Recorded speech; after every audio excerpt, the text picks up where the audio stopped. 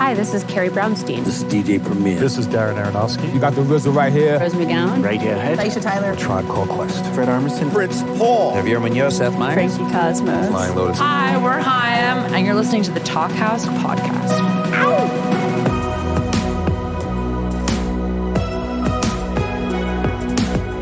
Hello and welcome to the Talkhouse Podcast. I'm Josh Modell.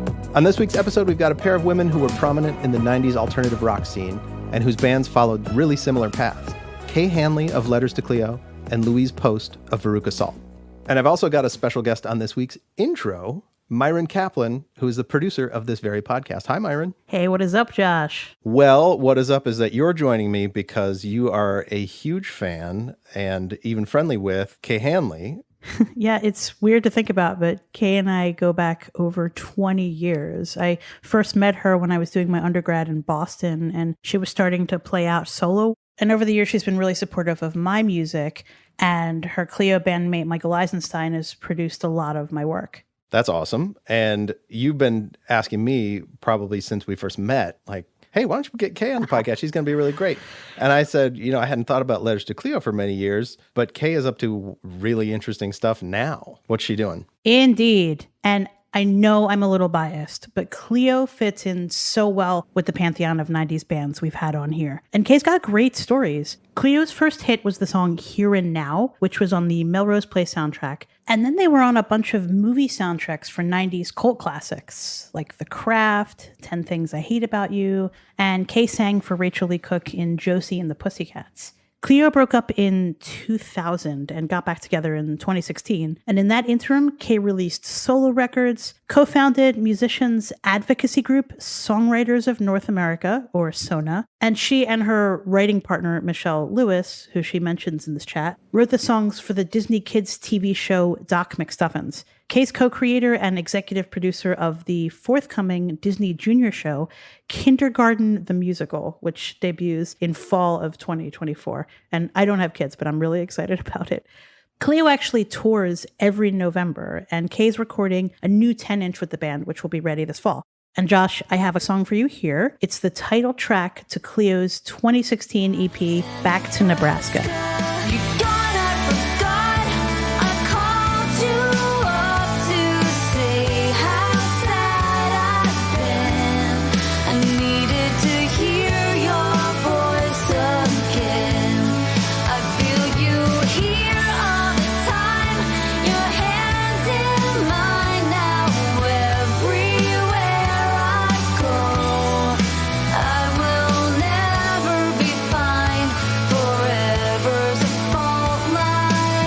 That's great. So the other half of today's conversation is Louise Post, who was half of the songwriting team behind the 90s band Veruca Salt. If you're old like me, you remember them as like kind of this crazy buzz band out of Chicago in the early 90s, like huge. They had a song called 𝘚𝘭𝘫𝘁. They were kind of really everywhere for a while. And then they had, one of these stories where the music industry kind of beat them up a little bit, and they talk about this in the chat. Louise's songwriting partner was Nina Gordon. They had kind of a songwriting breakup, and Louise kept the name Veruca Salt, put out a bunch of great records after that, and eventually things sort of fizzled until about 10 years ago when they got the original Veruca Salt lineup back together, and it's one of those kind of happy endings.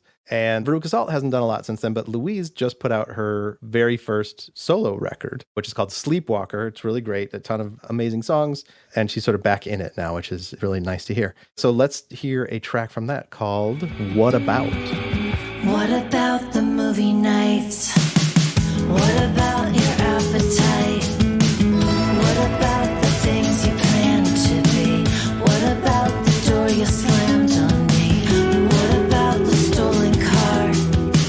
Look at you, a rising star. What about the cards returned to me?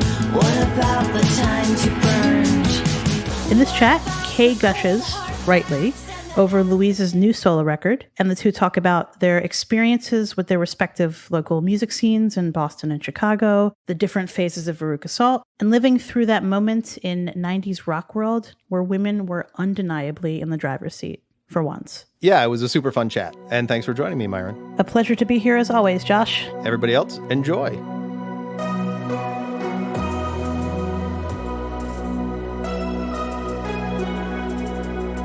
Louise! Hi, Kay. Hi! Yay! This is so exciting. I get to interview you and ask you all the dorky questions that I always want interviewers to ask you, but they never do. Oh, that's so saucy. I've been being interviewed all week in preparation for the launch of my record, Sleepwalker. Mm-hmm. And I'm sure that any question you have will be music to my ears. Are you sure? Because you and I know each other so well, and I do feel very comfortable asking you, really personal questions, feel free to just say like, okay, we're not going there or whatever. Oh, perfect. So, okay, we are going to talk about Sleepwalker because it's so fucking good, Louise. I'm going to fawn over it later. I want to get to it. But the first question I want to ask you is, so you and I, your band Veruca Salt and my band Letters to Cleo, we were on our way to South by Southwest in 1994 at the same time. My band was in a van on tour. Yeah, ours and too. Presumably yours was too. And we were playing a day apart at the Electric Lounge. And it burned down the week before our showcase. You played in that tent as well? We played the night after you.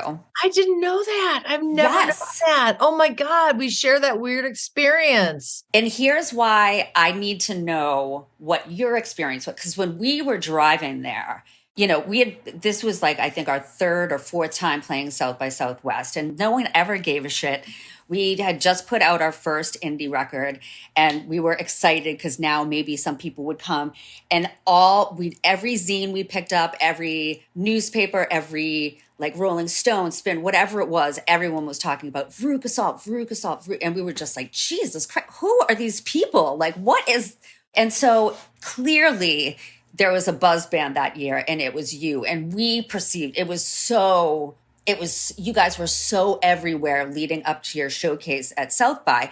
And I just want to know, like, what was that period of time like for you guys when like that winter and spring when people started to like latch on? Did you perceive the electricity around your band? Yeah, for sure. But we weren't prepared at all for that. Like we had just played, we did a 3-song demo that I went around and shopped to all of the clubs in Chicago and the little clubs. And I set up appointments with the booking agents at these clubs and went in with my demo, dropped it off, and then followed up and had my little notebook, and I would check off the booking agent in the club. Anyway, got us these shows in Chicago, and it was like it all happened really fast. That was in 93. Maybe we were playing shows by I think September 93. And then either we wanted to record with Brad Wood or Steve Albini. But after our third show, both Brad and Jim Powers, who was of the new indie label Minty Fresh, were at our first show at Phyllis's Musical Inn. And Jim and Brad had a sort of a deal where Brad would record the 7 inches for his bands. And Jim saw our band, signed us after 3 shows to his label, and went to Brad and said, will you, instead of doing like 10 singles for 10 bands, will you just make a record for this band? Wow. And so we went in for like 2 weeks. New Year's Eve, we played with Liz Phair and Hum. We opened up for Liz. And she was, Exile in Guyville was like, had just really hit. And I felt a similar way, like everywhere in Chicago, all I saw was Liz Phair. And I was hell-bent on not liking it. I was like, I am not going to like this record because there was too much buzz around it. And then I heard it. Nina said, you have to listen to this record, Louise. And I listened to it while washing dishes one day. And I thought, oh, shit, this is really good.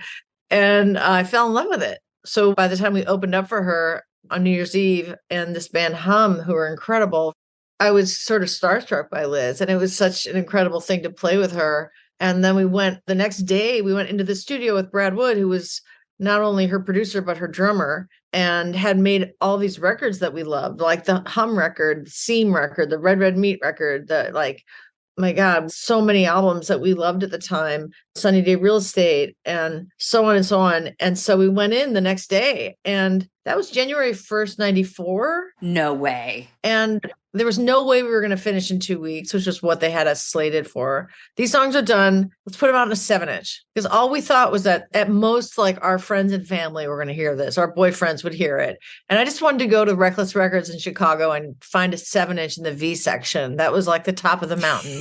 Yeah. And somebody You probably know Karen Glauber at Hits Magazine. Yeah. She got a hold of that 7-inch somehow. It came across her desk and she got excited about it. And when Karen gets excited about something, people know about it. Mm-hmm. And so all of a sudden, there was all this buzz around our show at South by, and it was our first outing. Even though Nina and I had been working together and writing songs for a long time, and the band had been rehearsing for a long time, we were still relatively new on the scene in terms of anyone else being aware of us. That is very fast. And that must have just felt like, what is happening? Yeah.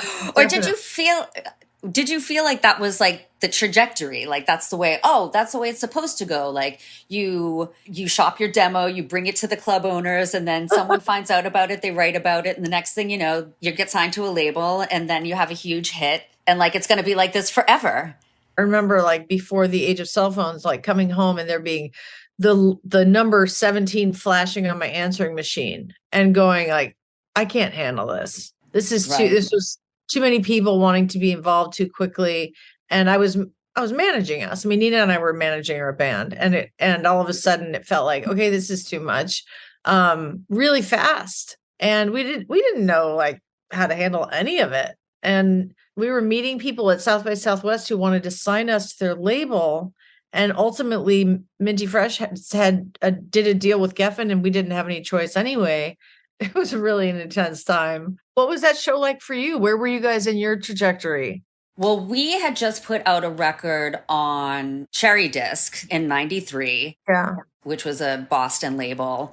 And the week of our showcase, the one lucky thing that happened, we didn't get there was no buzz about Letters to Cleo coming into that whole thing, coming into South by. But the day that we got there, Steve White, the editor of Billboard, wrote a review of Aurora Borealis, our Cherry Disc debut, and put it on the cover of Billboard. So Michael Creamer and our booking agent, Larry Webman, like went to the Kinko's and mimeographed a bunch of copies of it, and then like went to the Four Seasons and like passed it out to remember how like all the A&R people used to have those huge, like ridiculous expense accounts, and they just put drinks and food and just, and so they were all there. And so we ended up with a lot of people at our show, and we did end up signing a deal out of that. But here's what happened before that. So we were like, we are going to see Veruca Salt. We're going to go see them if it kills us. And I remember, you remember Stacey. I mean, I didn't have any like this thing of like, I wanted to be like a famous, we were from Boston. Like I was supposed to be a secretary, you know, like so what are you talking about? Well, yeah, it was a different part of Boston. I know, but okay. I was not from the artsy fartsy part of Boston. I was from like the very blue collar, very like where you didn't do things like. Anyway, this is not about me. This is about you. No, it's not. It's about both of us. And I want to know, like, you come out of Boston where there's this giant scene and you say there's no scene. I don't know what you're talking about. Oh, not for me. Not when I was a teenager. I mean, there was a scene. There were punk rock shows, but I was not familiar with them. I was a cheerleader, and I listened to I went straight from hip hop and like top 40 to like metal. And then when I was 17, I heard the Smiths, and then my life changed. And then I found out about local band, but still like our local scene was like very local, but I still thought I was going to be like, have to get like a job or something. Well, I didn't think you could be in a band for a career. I would go see big arena shows when I was in high school. Like, I mean, pretty much from like age 10 on, I went to arena shows. I went to some like opera house shows, but I never went to little sweaty club punk rock shows until later. But I would see like, first of all, I was a cheerleader who was into hip hop, but I did go see like, I saw the Fleetwood Mac Tusk tour in a big arena in St. Louis. I saw REO Speedwagon. Yes, wow. I did. I saw Prince a number of times. I saw the Controversy tour. What? Well, yeah. I couldn't. I mean, I loved. You were too young. I mean, but my mom wouldn't let me. No, we were very Catholic. I was not allowed to. Oh my God. He also had like a bed that came down from the ceiling, and he was on That's amazing. During Doomy Baby. Oh. But anyway, so I saw these giant shows. I saw the Police there. And then like, I think I always thought that musicians came from Planet Rock. Of course, they didn't have day jobs. Right. live from Rockford, Illinois or Minneapolis, Minnesota. They're from Planet Rock. Yeah. You're not normal people. I guess around the advent of like 1990, it kind of came clear to me that, I mean, even like big metal bands, were not from this world. They were in some kind of other realm, right? But then when it came, like, when I became aware of, well, certainly Velvet Underground were from this world. They're from New York City. That was like scary underground world. But that's when I realized that all musicians didn't come from the sky, I also didn't think they had jobs still. But then by the time like we were making our music, I was much more aware of it being, I mean, we lived in like blue collar Chicago. I was waiting tables just to make music, to be able to do what I love and not pursuing a career of any kind. Mm-hmm. And it was all about making art. That was it. So there was a scene, and it never felt like we had to break out of any scene. That didn't even occur to me, Mm-hmm. So like you, I suppose, I think about Boston, I think about the Pixies and I think about Belly and Throwing Muses and I could be wrong about all this, but that's, and a number of other bands, but that's, I think of a Boston scene, and I have certainly Letters to Cleo. And I think about, Chicago. I think that was like home, and all these bands were friends of ours. And Mm-hmm. just to be playing those same clubs was an honor, to be in the same company with these bands. That actually reminds me of like, you and I also have this incredible shared experience of being part of this moment where women were like, we were on the rock charts, we were headlining the festivals, we like had a say in, like the fashion that, I mean, we didn't even realize that it was fashion, at least I didn't, but like the way we dressed was kind of like, that was the zeitgeist of, we created, we were the culture. And like, it was such a fleeting period of time, but even then it felt really important. I just wonder what and I do remember, the dark side of that, of getting kind of like, I remember Time Magazine did an interview with a bunch of us. And I think the woman who did the article kind of hoodwinked us into this interview. Do you remember the Cult of Cute? No. They did she tricked us all of us women into doing like this cover story interview about women in rock bands. And it ended up being how our style of dress was infantile and immature, and how we were sexualizing these babyish images. Baby doll. The whole thing was just like tearing us all down after we had this had never happened before. Mm-hmm. That, all these women were doing so well at rock radio and rock and roll culture writ large. And how interesting that it was a woman who did the teardown. Right. Women can be women's worst enemies. Yes. Yeah. I mean, the 90s, we were confused. Yeah. I guess. We invited this guy from Entertainment Weekly because it's Entertainment Weekly, and he wanted to be on our van and tour around with us. And so we went around with him and took the photos for it, with wonderful photos with Danny Clinch. Do you know him? Yes, I remember that name. Yes. Oh my God. Still some of my favorite band photos from that era. But so this guy, his name was Nasid Hajiri. I hope he's doing well. He was in our van. And he wrote when you drive around and live with someone for a few days and they see all the ins and outs of the band and they watch your shows and they're pleasant, you feel like they're probably going to say nice things about you, right? But all he wanted to write was that we had gotten a supposedly multi-million-dollar contract from Geffen. And it was like the Silver Spoon article. And it was so insulting, and not mainly because, I mean, had that been true, wow, that would have been really nice. But that is not how it works in the music industry. They make all the money and you get nothing. And so this guy made us look so bad at a time when we were feeling already defensive about, God forbid, getting too big too fast, because we offended the sensitive bands of Chicago who were like, the indie cred police. We were on the front lines of that. Yeah. So then when this article came out, it was like the plane was going down and we were going with it. And it was just so insulting. And I sat there in our little hotel room. Nina and I, of course, were sharing hotel rooms. And I remember sitting there with my notebook, And I wrote this letter, this angry letter that I never sent. That was like, my dear Nasid Hajiri.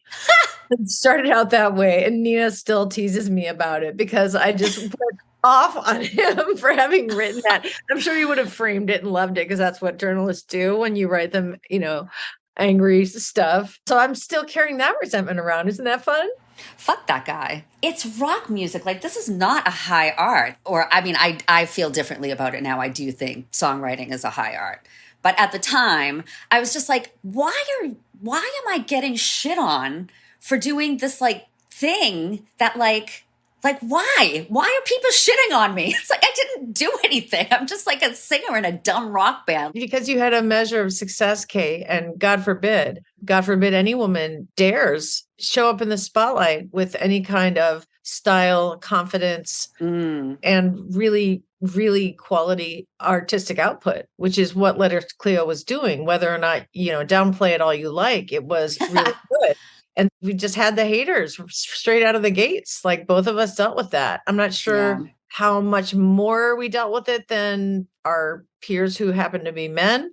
It hasn't gone anywhere. But I would like to think that, we were part of a flow. There were so many strong, impressive, talented, deeply talented, passionate women artists who preceded us. And I was so inspired by like all the women who were making music in my life from the time I was a kid, and it was Stevie Nicks and Christina McVie and like Michelle Phillips and Mama Cass to Nancy and Ann Wilson, and the album covers I would just stare at, to like later when it was, I want to say everyone along the way, but like, okay, Wendy and Lisa. And Lisa Coleman was on the cover of Dirty Mind, and I was mesmerized. And, straight to like, when I first heard Throwing Muses, I was like, oh my God, where's my husband? What? And then, my God, and then Belly blew me away, and My Bloody Valentine, and let's not forget, of course, the Breeders and the Pixies. Oh, and I love Sinead O'Connor and Kate Bush changed my life. And I was always gravitating towards these female artists. Did you feel more connected to the female artists? Because I always think of you as like a Bowie or like an AC/DC kind of girl. So I want to hear more about that. Like, do you feel like those female rockers were really influential to you, and how? Oh my God, in every way. That's a big question. I don't know how to even touch that, but they shaped who I am musically for sure. I was listening, let's say junior year in college, I had Kate Bush, Hounds of Love, and I also had REM, Life's Rich Pageant, and they were my favorite two cassettes, right? And I played them constantly. And I can't say which one I played more, but I loved them both. And now I still listen to Kate Bush, Hounds of Love, but I don't listen to Life's Rich Pageant. Not because I don't think it's a great record, but because there's so much depth, and because she dared to reveal herself. And it's really like so often it comes down to the lyrics for me. It comes down to like how much you're going to let me in and be stripped bare, even if it's big production, stripped bare emotion. That is what always really grabs me and pulls me in and makes that a lasting record for me. Like Lou Reed, Transformer, or the Banana album by Velvet Underground. And Yes, Bowie. Oh my God, Yes, Bowie. And I will listen to AC/DC Back in Black any day, but I'm not going to put on an AC/DC record. I think you maybe have me confused with Nina in that one. She loves AC/DC.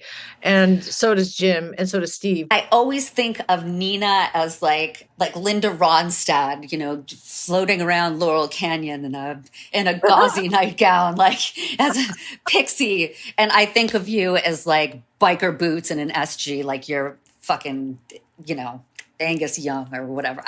That's funny. Without the shorts. But like, I always think of you as like the balls out rocker and her as like pixie dust. Both things are like amazing. Oh no, I thank you. She definitely loves Linda Ronstadt. Let's get that clear. But like at the same time, it's funny because as my dearly departed best friend Joe said, Nina's one deep bitch. She's like, you may think like she's got this soft side and like only like people would say like, oh, Nina's the pop one and Louise is the rock one. Not so. If you hear some of the heaviest songs we have, Earth Crusher, Poetry Kit, 25, and Stoneface. Nina is a rocker. Two Volcano Girls. Like there's She is absolutely as rock as I am. And she has also, we all have multiple sides, right? But no, I've definitely always really loved female singers and artists who really convey like tremendous depth, like Joni Mitchell and Rickie Lee Jones. So you and Nina obviously went on this like insane ride together, you know, for better and for worse. And like, there's so much mystery around the breakup of the band, and we don't have to talk about that. But like going into like, sort of like the ride for you guys was probably what, like 6 years? I mean, up until, you know, before you guys got back together. Yeah. And so kind of short. What was that like? Because you guys, I mean, Jesus, you guys went everywhere. You guys played all the festivals in Europe. You were like huge in, you know, all those like pictures of like screaming people in Japan. And like, I mean, you guys were and are, but at that time, like by any standards in the 90s, like one of the top bands playing all the biggest shows. And so what did that do to your relationship? Like every night getting up on stage and depending on each other for everything that you were completely reliant on each other. I would imagine for pretty much everything when you were in the thick of it, whether it was camaraderie, your creativity, the money that you made. What was that like? Wow, it was really intense. We were twinning so hard. We were so close. We would spend hours and hours on the phone every night together for years. And then once we stopped sharing a hotel room, we would still spend hours on the phone from our respective hotel rooms. There was a lot of silliness, but a lot of it was just poring over every decision and every little moment and everything we were doing. And despite what you're saying, like we did headline some, you know, some big theater tours, but we always felt like we were still the openers. Like we opened we opened for live at these big sheds. We were opened for live and then PJ Harvey. We were the opener of those. And then live PJ Harvey was the second band. And then that was on American Thighs. And then on our second record, 8 Arms Hold You, we opened for Bush with this giant tour. They were peaking in their, you know, on Razor Blade Suitcase. They were out there and we were opening for them. And that was an incredible experience for us to open for them.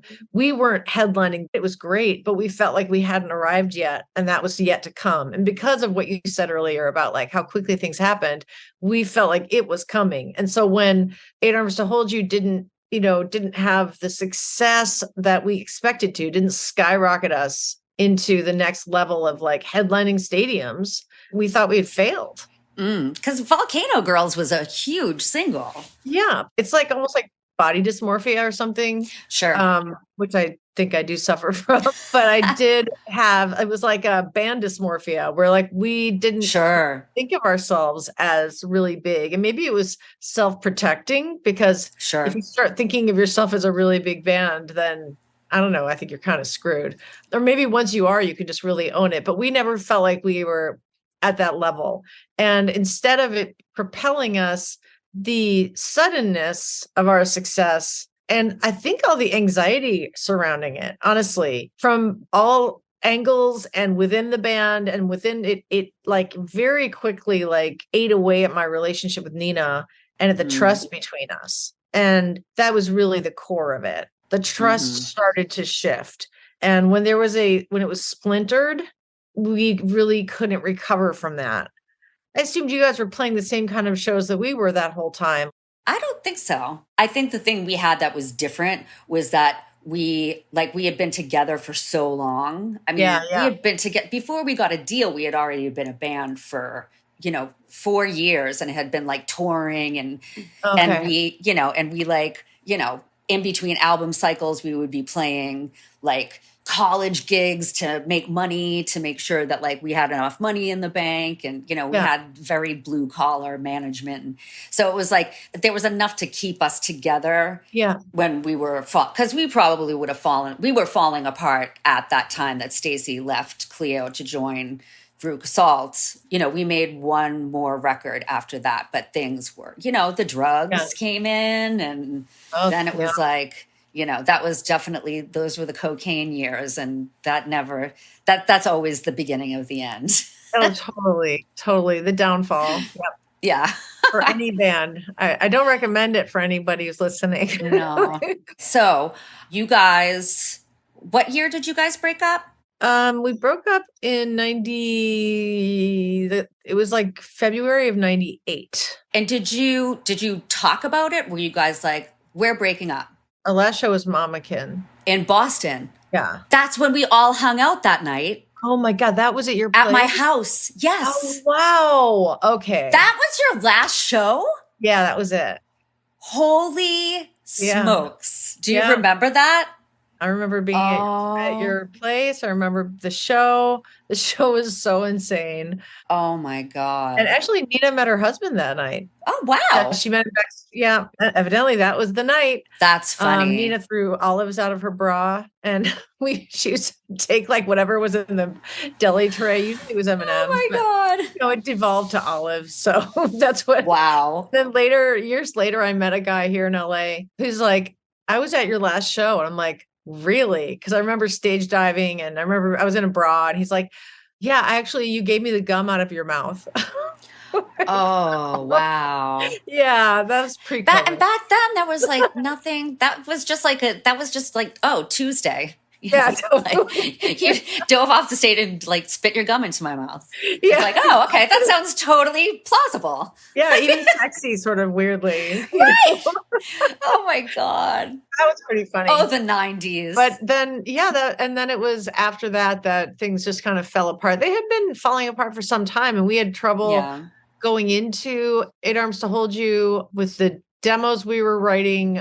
There was just some mistrust brewing among songwriters, and feeling like there were whisperings, and just I felt like something was off. Yeah, I felt like something's really wrong here. With you or with her, or just like the vibe? There was like a disturbance in the force.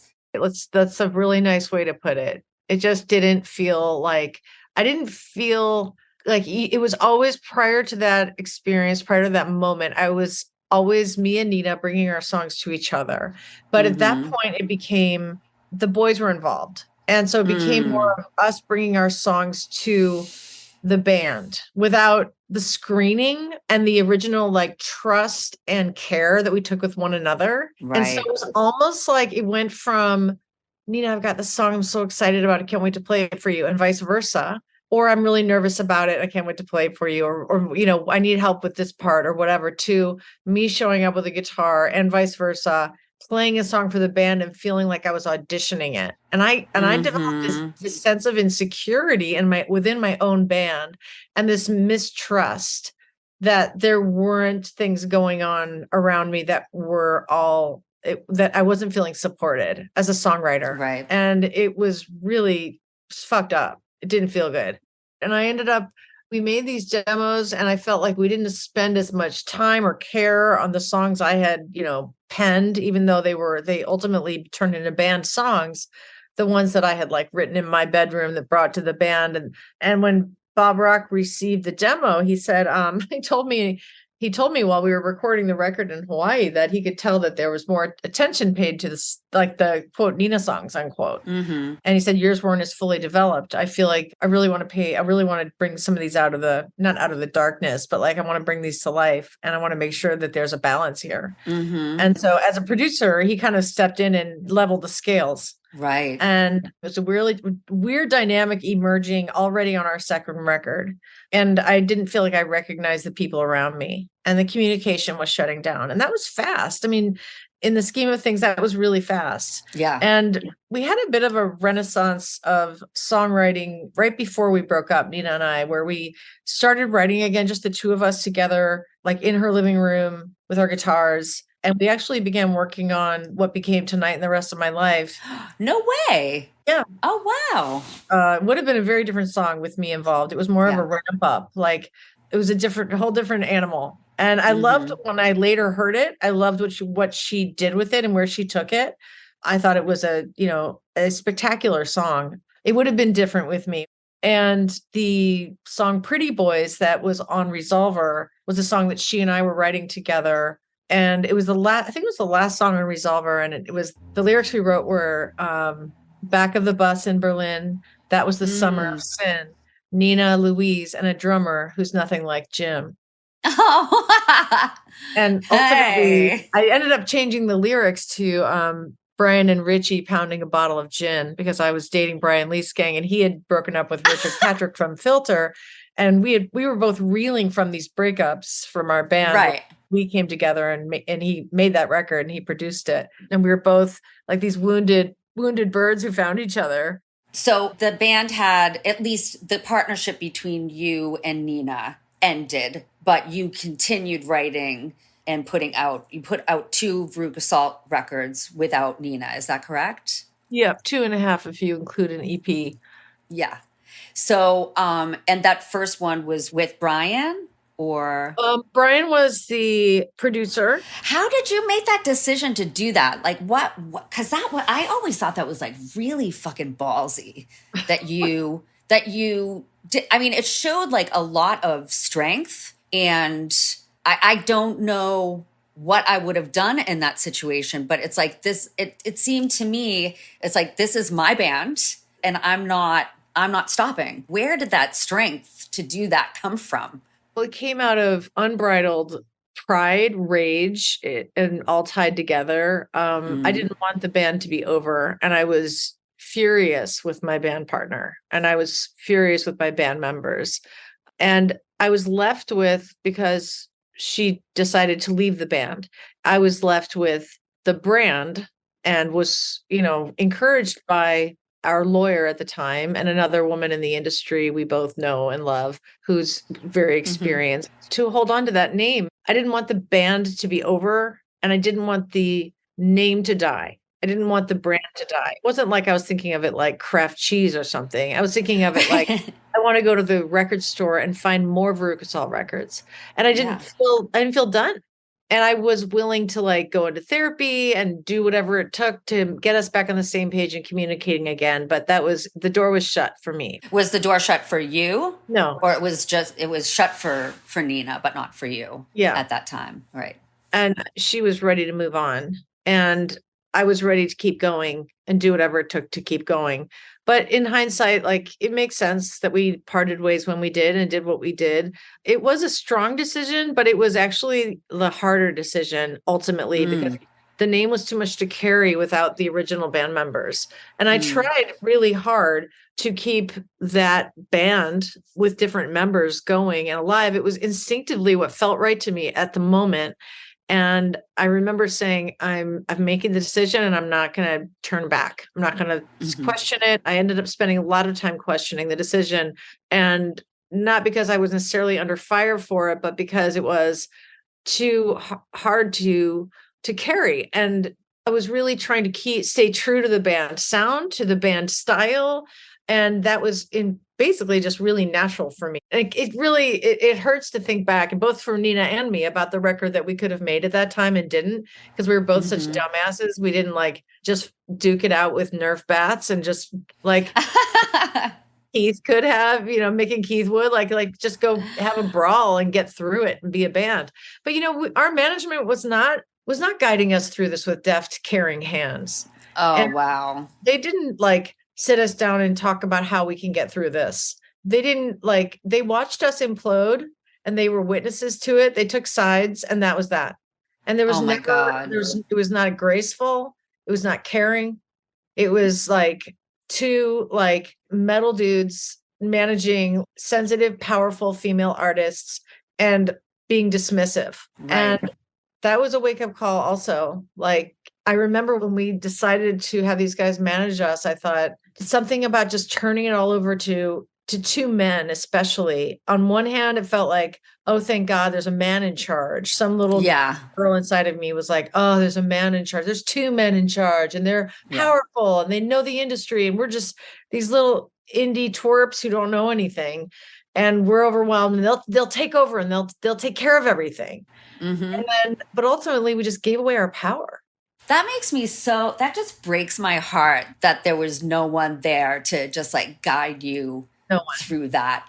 And it was also a different period of time where it was just assumed, that artists are crazy, and these breakups are, all the drama and stuff that goes along with it. I mean, when you hear about it happening to other people, you know, it just sort of like builds the legend, the rock and roll legend, like these crazy rock and roll people.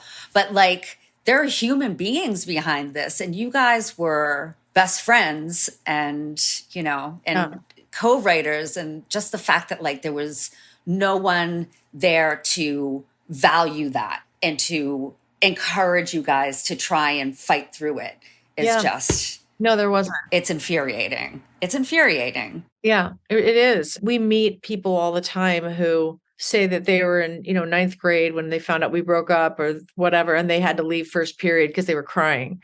And it was, we were like, you know, the risk of sounding really corny, we were like waving the flag of feminism and female bonding. And we were these two best friends who were like, you know, volcano girls, so to speak. And we imploded, and we sent such a message of division among women, which is exactly the opposite of what we wanted to send. We didn't just let ourselves down and break each other's hearts. We just let our fans down. And that was a tough one. And I think that was another reason it felt really important for me to keep the band going. And I'm really proud of the records I made at that time.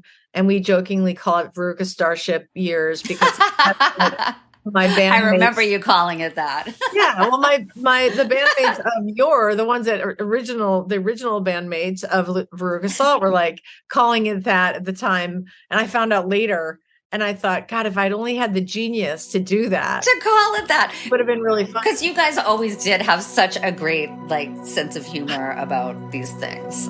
Hope so.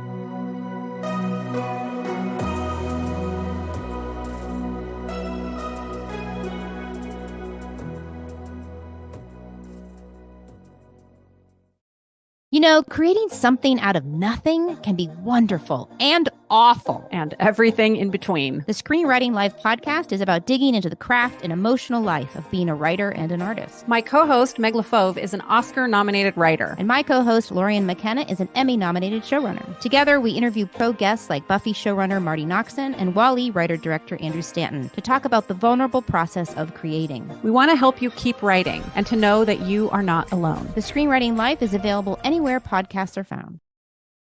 So we have been talking for almost an hour, and we still have not talked about Sleepwalker. I do want to just say two more things about Veruca Salt. The one thing is that the first time I saw you was at that Electric Lounge show in Austin at South by Southwest.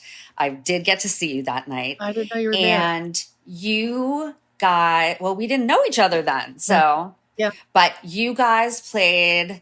Well, first of all, you did not look anything like the girl. Like, we were all wearing like, you know, I mean, I was always dressed like a 14-year-old boy with like my boyfriend's giant striped shirt on, like colored striped shirt and like big gigantic dungarees, and, you know, and I looked like a boy child.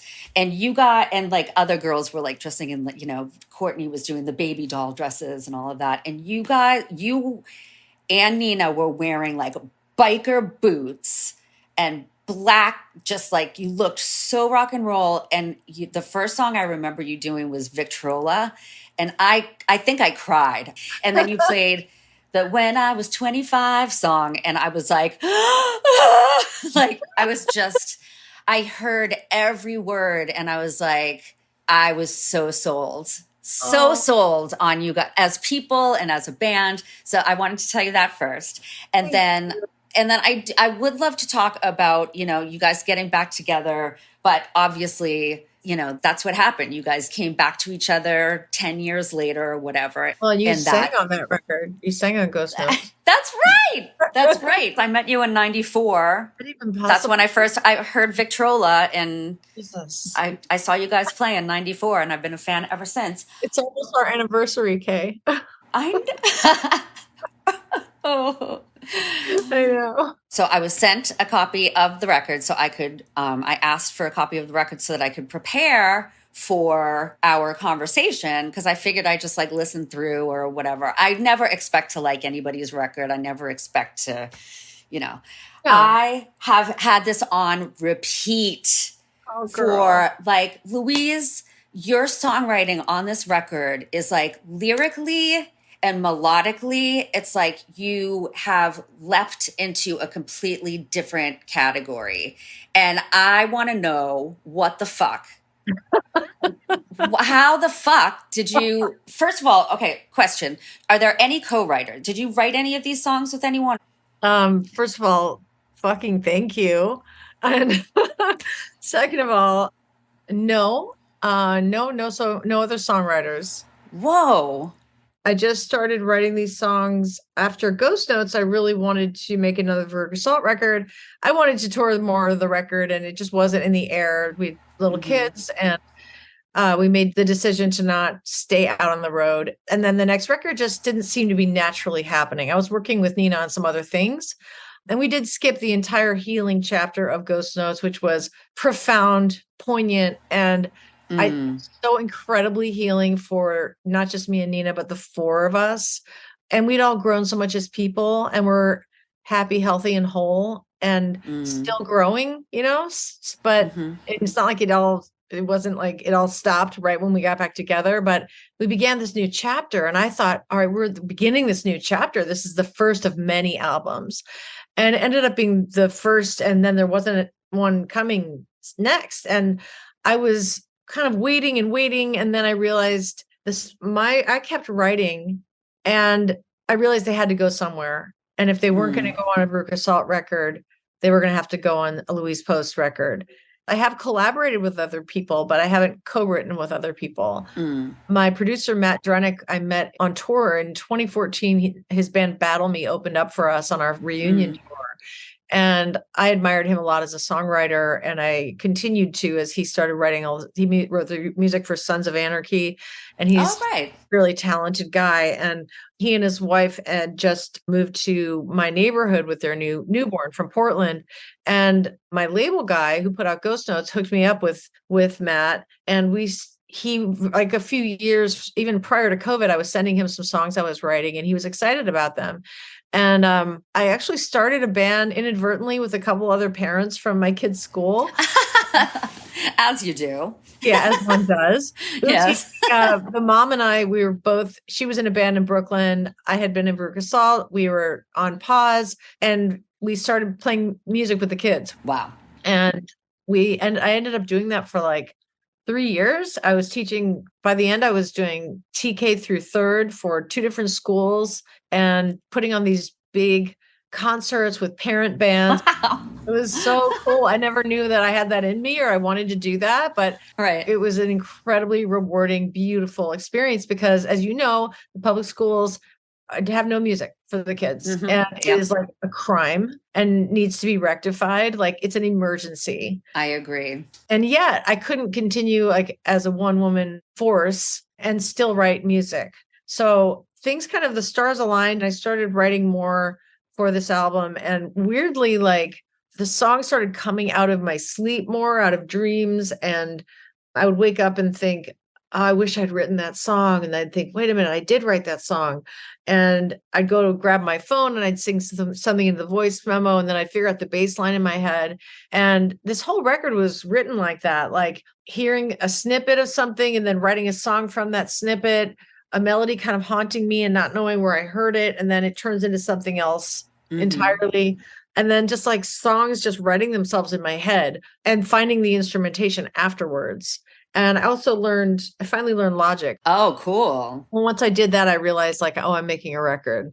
Your new single is awesome. It's my second favorite song on the record. The thing that I love about this song is that it's kind of like, it's got this just like nasty, like guided by voices, guitars, like shitty, nasty, ugly sounding, blah. But then also just like very hi-fi elements to it. And the nature of the way your vocals are recorded on this record are so perfect for your voice. I sense that there must have been a collaboration between you and your producer. I feel like there was a great amount of, like, I imagine like conversations taking place about the way you built a lot of these songs out. There are like, a lot of these songs have like these really generous, like, counter melodies to like stretch out to like build the outros of the songs, and like these counter melodies that could have stood on their own as like their own songs, but they're just kind of like whispered underneath the surface of these other songs. And like, there's so much depth there. I can't wait to listen to this on headphones and kind of have that experience. But What About seems like it could, I can imagine that being like out of a dream. My number one favorite song is Don't Give Up. And it reminds me of like a Harry Styles song. I can't believe you made the Harry Styles connection, because I think it was written on the heels of As It Was coming out. And I think that that's when the chorus came to me, because the song came about months and months before that. And there was the song, it was sitting there, and I didn't know what the chorus was. And I was like, I already had the verses, but I didn't know what the chorus was. And all of a sudden I just started singing. I was listening to it. I was listening to the voice memo of it. And I was like, oh, don't give up yet. Don't give up. And it kind of reminded me of As It Was. Oh, wow. It's the same as it was. So it's funny that you made that connection. That's funny. After I had finished the song, I was like, does this kind of resemble that? But I didn't get it from that. I got it from, there's like this very specific, the voicing of the chords is a lot like, it has actually nothing to do with the melody. It's about the chord progression and just the simplicity of it. And there's just like something that's like intoxicating about that chord progression and how it's like really repetitive. And I just, oh my God, I fucking love it. Thank you, Kay. I love that song so much. And it actually came out of listening. I was listening with Matt to Silver Sun Pickups. That's okay. That was inspired by that. But the song, I didn't know what it was about until that line like popped out one day. And I was like, oh, there it is. There's the song. And I have had a dear friend who had the worst drug addiction I've ever seen and ever will. And she was my best friend from high school. And I've been writing songs in the hopes that she would get better for years and years. So many songs to her, for her. For anyone who knows my records, Veruca Salt's records, they're all over the place. And I was always expecting the worst call, when she would go through hard times. And I wrote a song called Wake Up Dead, because I thought she was determined to kill herself with what she was doing. And over time, I came to understand that it was her disease. And it was really like I was dealing with two people. It was her and her disease. And one really important thing for Joe, who I lost in this past January after writing that song, it was like my Hail Mary, my like, please don't give up yet. Because I felt like the end might be coming. And she was one of the great loves of my life. And I was scared to be without her. I still am. And I'm really not okay with it. But I really came to understand that, really became very sensitive to the stigma attached to addiction. And I talk about this now because my friend was very ill. My friend had a disease that was killing her. And my friend was not flawed. She was not a bad person. She was a sick person.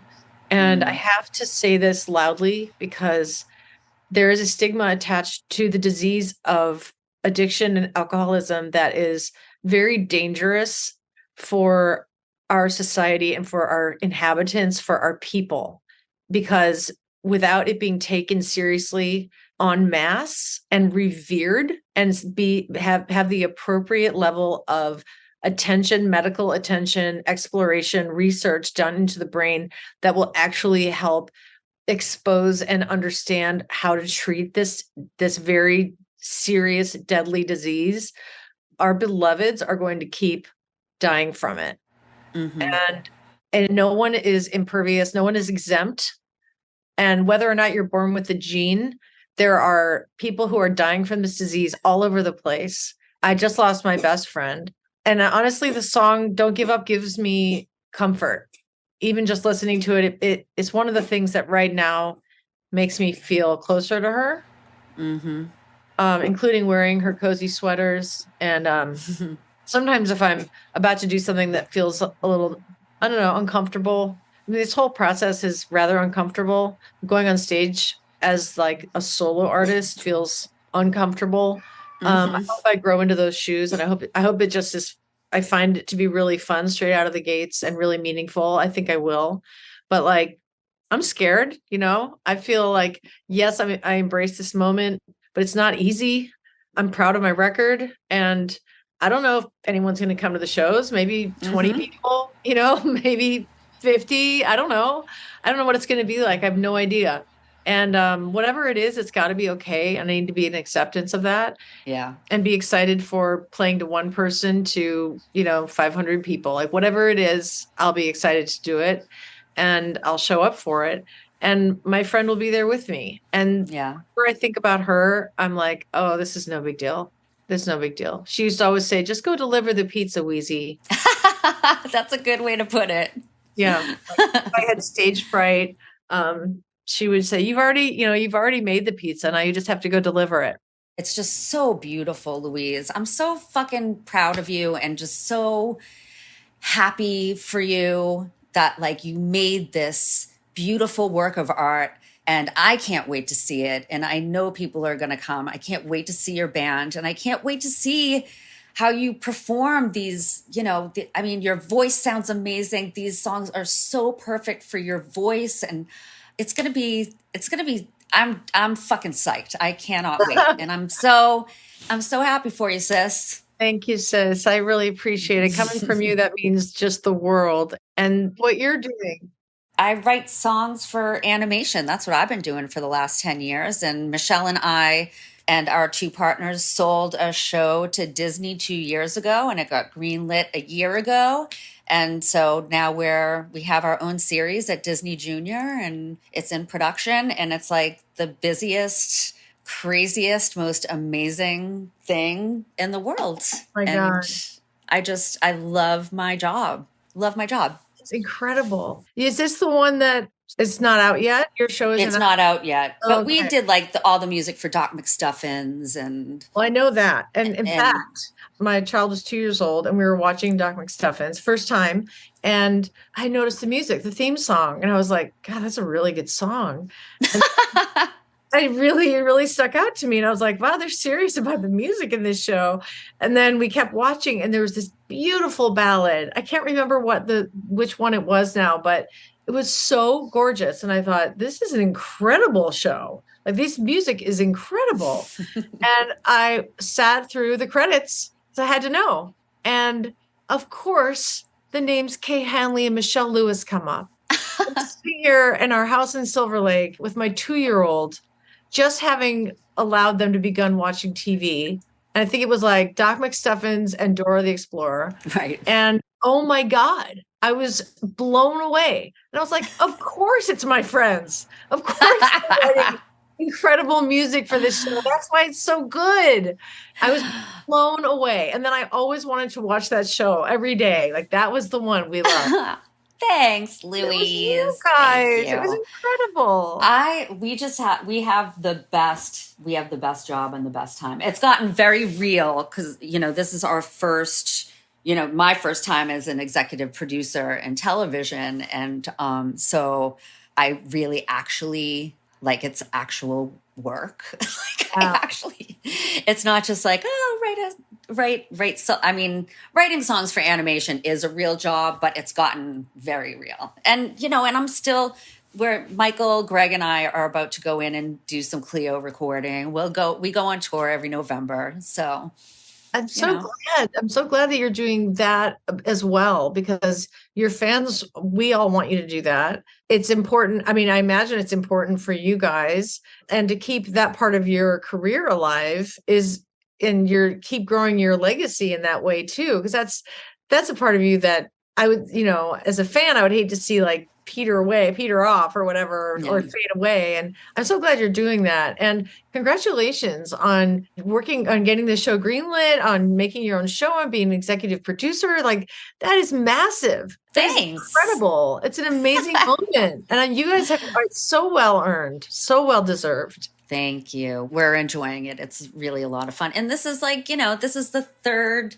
this is the third act of my career, and I hope I'm able to ride this into the sunset. But don't you, I mean, honestly, when it comes to like doing my own music, doing Cleo or writing solo songs, whatever it is, it's like the ability to do that is kind of contingent on my ability to do other things in the meantime. Like I kind of have to, with creativity, I can't be putting all my creativity in one bucket because I feel like, just sameness is the enemy of creative innovation. And so I kind of just mix being able to like write songs for animation and have that be like my, like write songs for scripts and do that. And like, then be a mom and do these other things allows, or do, copyright advocacy and activism. When I come back to my solo songwriting or my creative songwriting, that's just for me or the band, it's like I'm able to give so much more to it when I'm coming back to it just for the joy of doing it, as opposed to relying on it. I will say that, just to wrap this up, that I think, a different experience. I have a really hard time wearing different hats at the same time. And for example, I couldn't continue teaching music at an elementary school and be working on my own stuff because I don't have, and be a mom full time of a 5-year-old or an 8-year-old, or in this case, a 13-year-old, because I don't have the bandwidth. I just don't have. Are they 13? Yeah. I know. Holy smokes. I know. Well, I know yours are like beyond. Like I can't even. Henry's 20 and Zoe Mabel is 23. She's going to be 24 next month. Oh my God. She already graduated from college and moved back to Boston. Oh my God. I know. It's crazy. Anyway, we have a lot to catch up on, and I have to actually go to work. So yeah, well, we all have to go to work, but this is a lovely diversion, and I'm so glad we got to chat. It's nothing like I can't imagine a better way to spend an afternoon, Kay. Louise, I just think you're the best. I feel the same about you, my little butterfly. Thanks for listening to the Talkhouse Podcast, and thanks to Louise Post and Kay Hanley for chatting, and also for my special guest, Myron Kaplan, for providing much-needed insight. If you like what you heard, please follow Talkhouse on your favorite podcasting platform, and check out all the goodness at talkhouse.com. This episode was produced, as I said, by Myron Kaplan, and the Talkhouse theme is composed and performed by The Range. See you next time.